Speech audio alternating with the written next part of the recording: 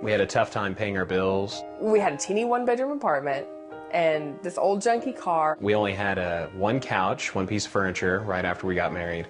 Like many newlyweds, Scott and Brandy Spires started out with very little. Brandy had just graduated from college and was working at a tutoring company. Scott was finishing his degree and working part-time. It was a very emotional time. Brandy and I really had to seek the Lord about how we were supposed to get out of this financial situation, which is very tough.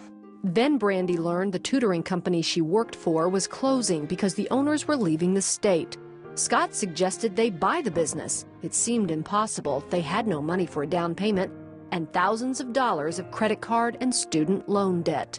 I told Brandy, I said, it's going to be okay because I feel like God has put in my heart that we're supposed to have that business. So they spoke to the owners, who agreed to sell the tutoring business to the Spires with no down payment.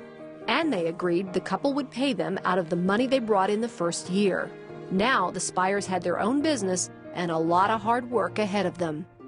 The first year was financially very rough. With payroll and other expenses, Scott and Brandy weren't clearing much from the business, but they soon learned a lesson that would turn their finances around. I remember the first day I learned about tithing. We were sitting down watching 700 Club. I looked at Brandy and I said, I think we need to start giving. We didn't have much to give, so we gave $20. Even just $20 when you have to borrow money for food sometimes, it seemed silly and unreasonable to give even $20. If they didn't have money, they gave away their possessions. There was one time where we needed $3,500 by 5 o'clock. And God just put on my heart, He said, you gave, you did what you're supposed to do. Everything is going to be okay. The day the money was due, the bank called Scott. And so the bank said, what are you going to do? And I said, I will bring in a check before you close. I said, so do you know someone that's going to bring you a check? And I said, no. And I said, but I will bring it in before you close. Before 5 o'clock, I will bring in the check. And they said, okay. A few hours later, a new student's mother walked in and paid for a tutoring package in full. She comes in and says, I want to buy 140 lessons up front, where most people buy 8 or 9. It was about 4:30, so we had 30 minutes to get to the bank. We needed $3,500, and she wrote us a $4,000 check.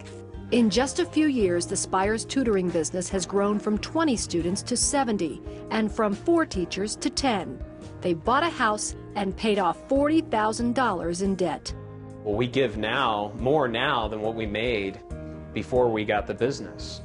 So it's been absolutely amazing about how God has blessed us completely with our personal and business finances.